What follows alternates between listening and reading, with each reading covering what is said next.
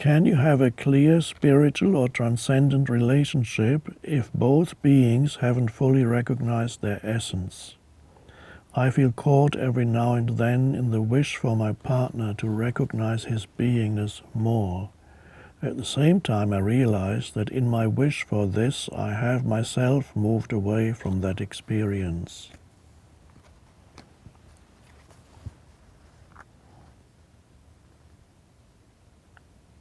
So basically the question is, can you have a clear spiritual or transcendent relationship if both beings haven't fully recognized their essence?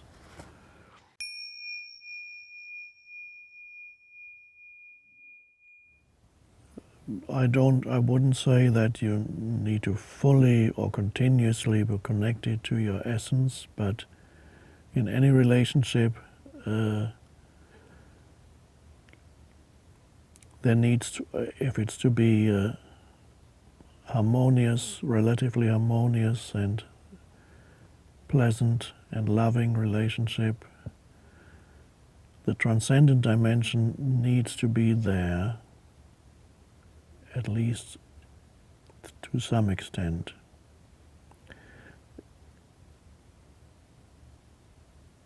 Let's just take, for example, about intimate relationships. There are many other types of relationships, but the transcendent dimension in intimate relationships.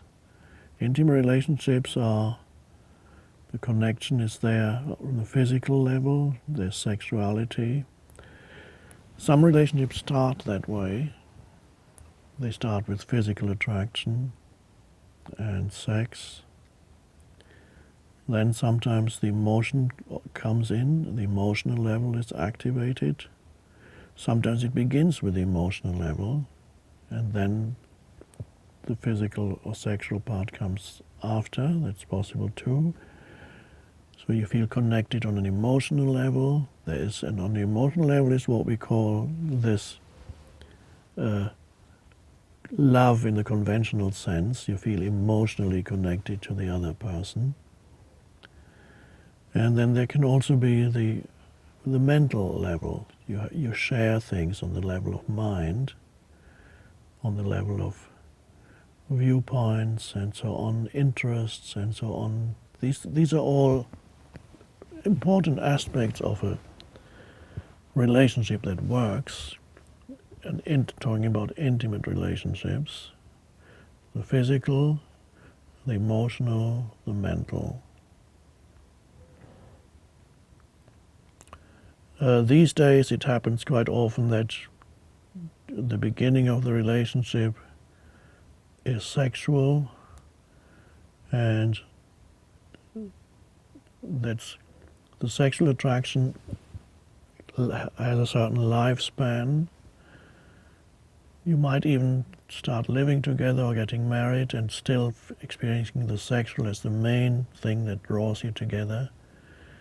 But the lifespan is that if the emotional doesn't come in more fully and the mental is absent, the relationship will quickly become frustrating and no longer satisfying after a certain period of time.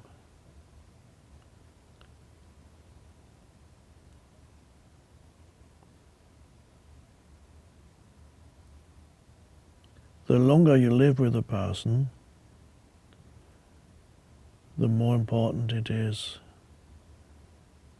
that you discover the other dimension that's usually not spoken of, and that's the transcendent dimension to the relationship. If it's going to last,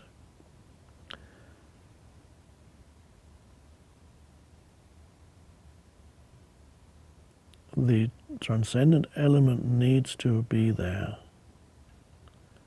Physical is not enough for a long-lasting, fulfilling relationship.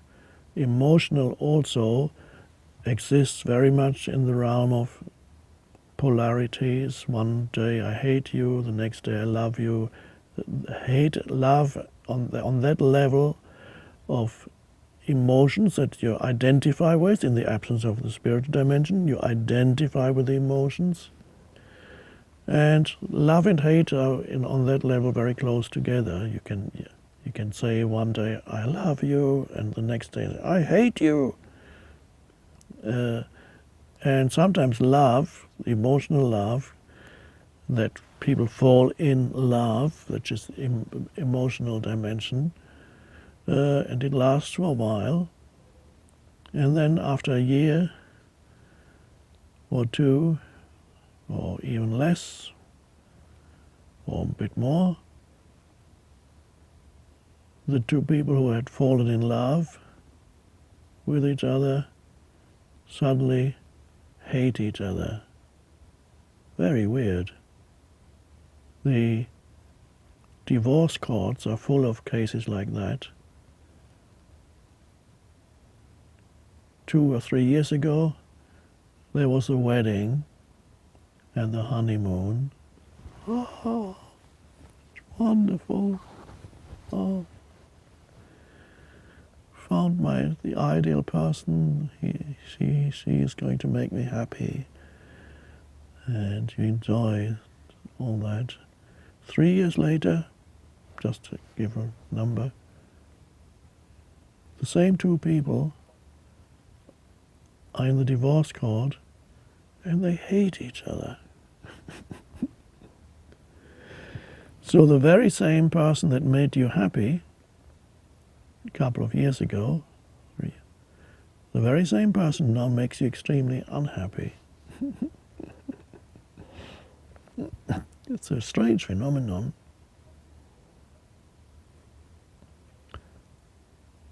And that's the case even if you don't get married. It often happens that relationships are one of the major sources of unhappiness for human beings. Also, happiness, the temporary happiness, the elation in the early stages of relationship, yes. And then the other polarity, an enormous source of unhappiness.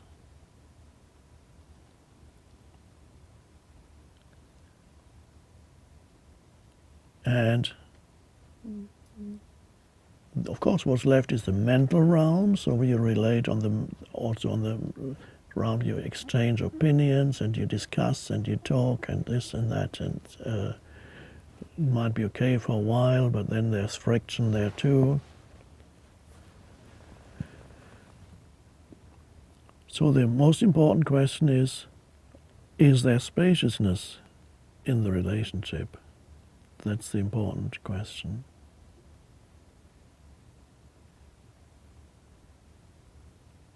What does that mean?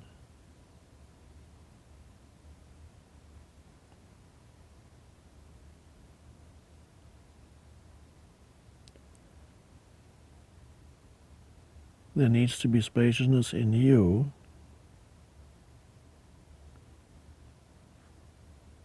and hopefully some spaciousness in the other person so that you can meet on the level of the transcendent dimension. For example,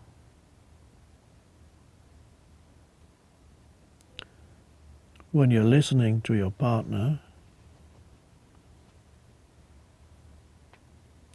are you able to be still and give him or her your complete attention? Receive what the person is saying to you in stillness, alert stillness. That is the spaciousness that's arising in you.